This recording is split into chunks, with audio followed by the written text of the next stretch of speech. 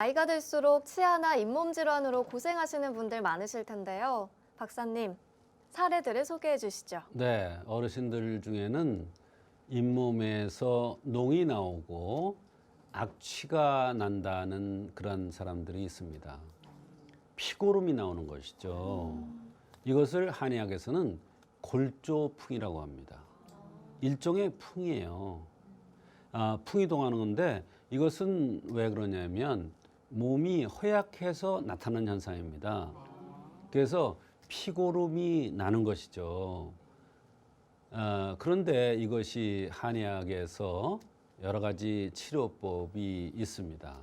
물론 연세가 많은 분들이기 때문에 젊은 사람들의 병보다 치료 기간도 오래 걸리고 어렵습니다. 난치에 속합니다만 그러나 분명히 의서에 나와 있는 대로 치료해주면 많은 도움을 받을 수가 있습니다. 한 번은 61세 남성의 할아버지께서 내원하셨는데 이분이 역시 피고름이 나오면서 냄새가 심하게 난다고 했습니다. 이분은 이것을 오래 알아서 뼈까지 드러나는 이뿌리까지 드러나는 그러한 지경이 됐는데요.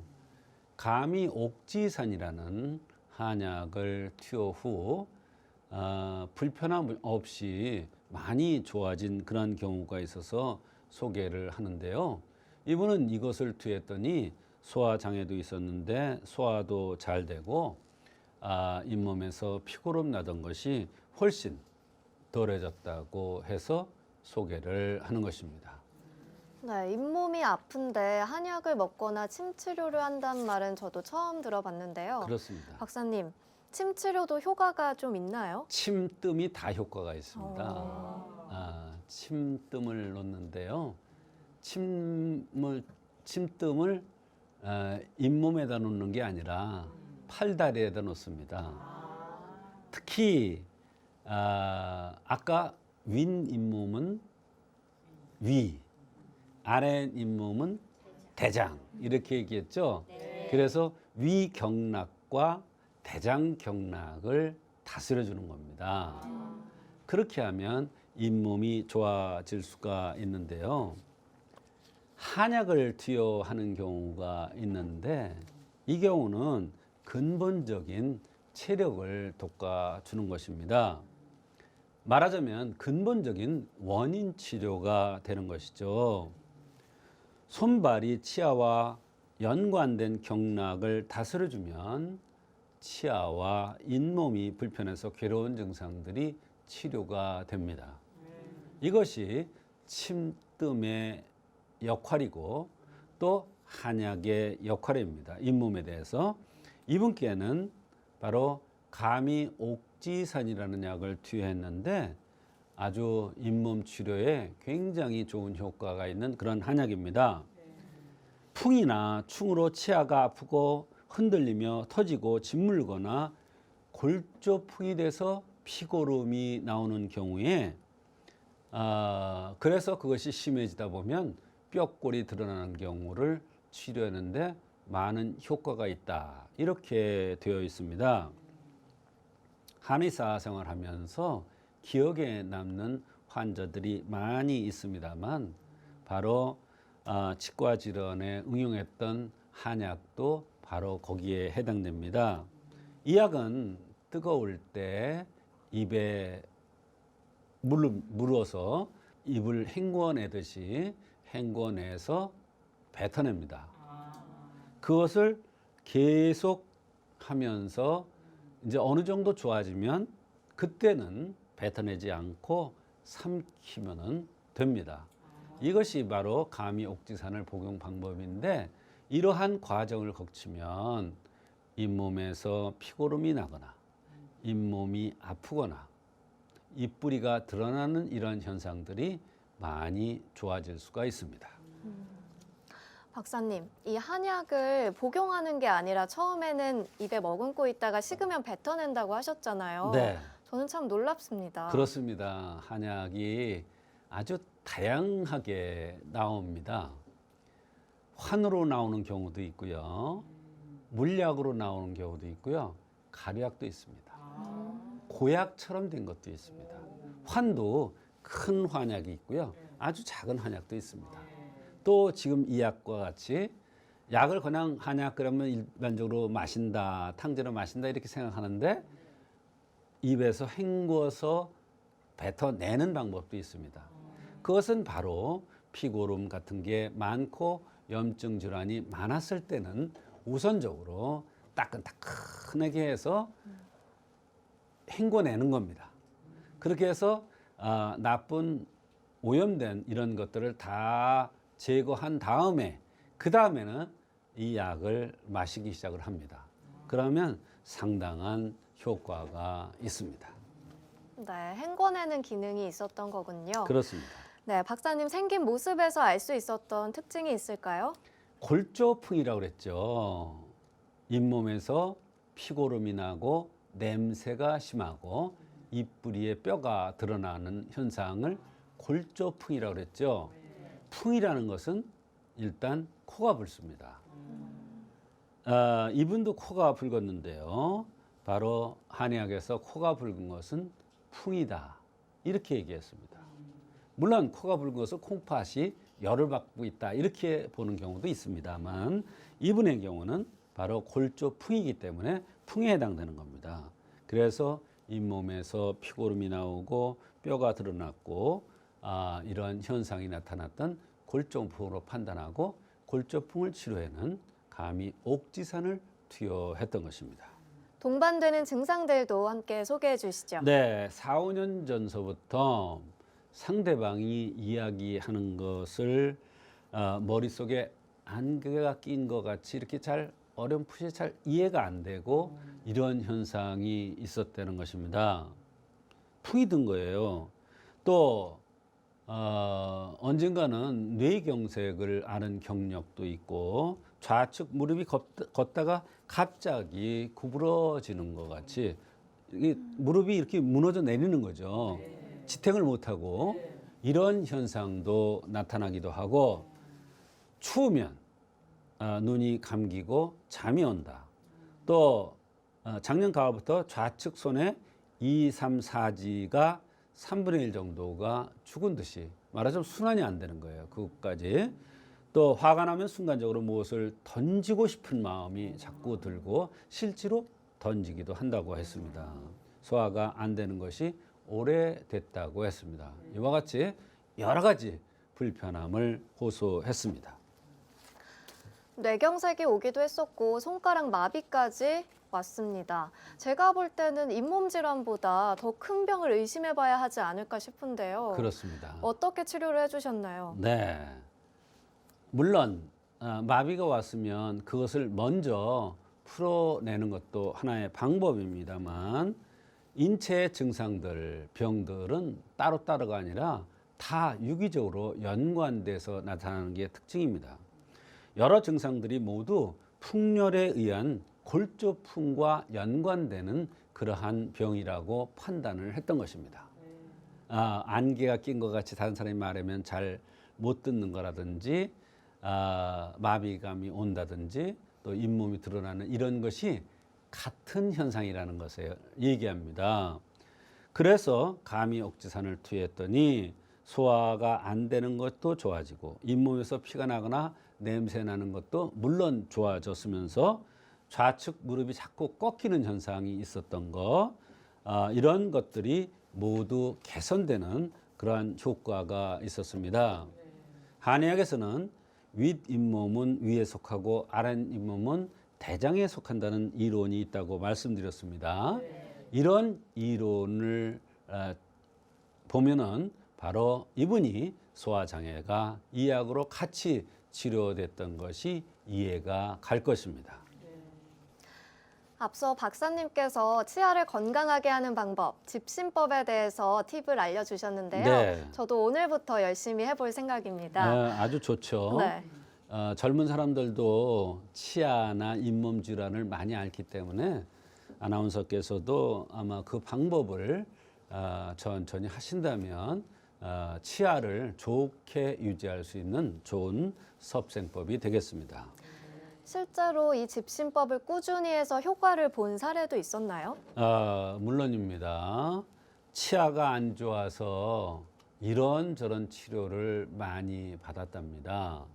그런데도 잘 치료가 안 된다는 62세의 할머니께서 내원하셨습니다. 틀니까지 흔들흔들하고 잇몸에서 피가 난다고 하셨는데요. 이 집신법을 시행한 후에 피도 덜 나고 음식을 아주 맛있게 잘 먹을 수가 있어서 고맙다고 하는 경우가 있었습니다. 이분이 음식을 맛있게 먹을 수 있다는 것은 치아가 그만큼 잇몸이 치아가 건강해졌다는 것을 얘기합니다. 안정됐다는 것이죠.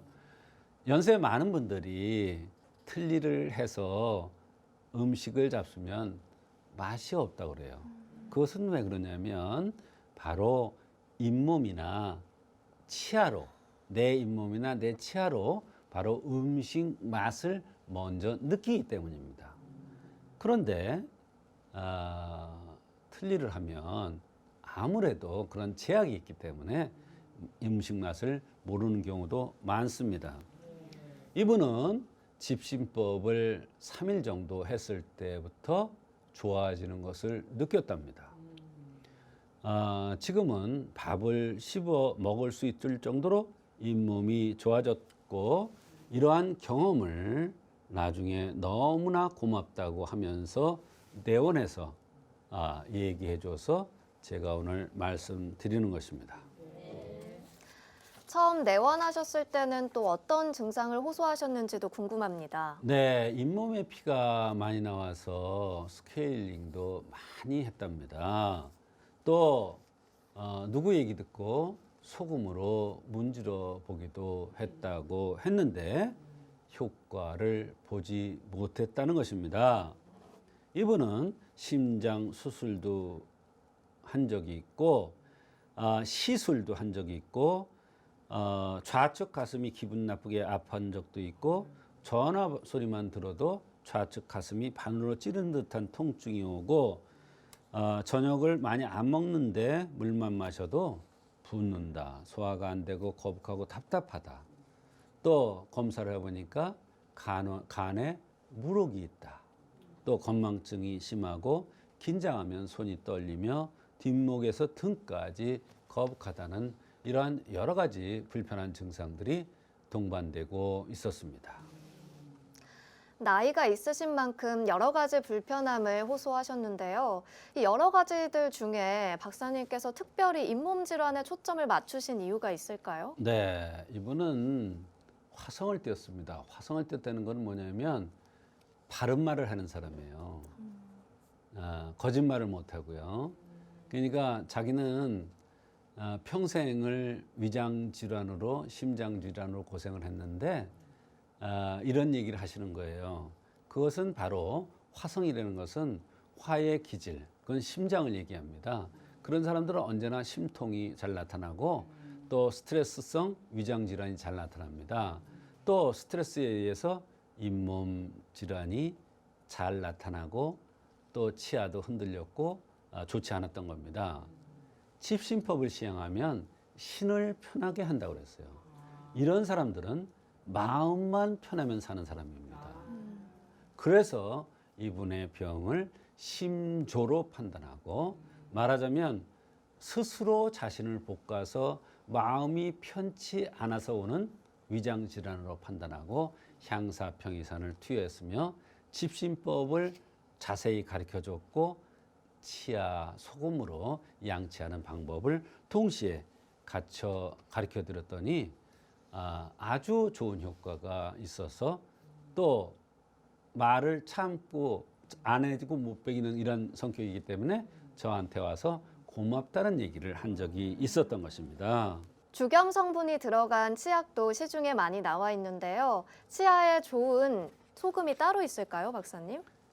네, 우리가 이제 소금도 종류가 여러 가지예요. 아주 보기에는 정말 그럴듯하게 보이는 아주 뽀얀 하얗게 된 이런 소금이 있죠. 근데 보기에는 싫지만 보기에는 그렇게 좋아 보이진 않지만 아주 좋은 소금이 있습니다. 이것이 이제 자연에서 나오는 자연 소금, 말하자면 토판염이라는 건데요. 흙 같은 게 약간 섞여 있어요. 정제된 게 아니기 때문에 그게 잇몸에 굉장히 좋은 겁니다. 그걸로 소금 양치를 해야 됩니다. 또 우리가 소금을 이렇게 정제된 소금보다도 자연 소금으로 소금물을 만들어서 또 양치하면 잇몸도 좋고 또 치아도 건강해지고 이런 것입니다.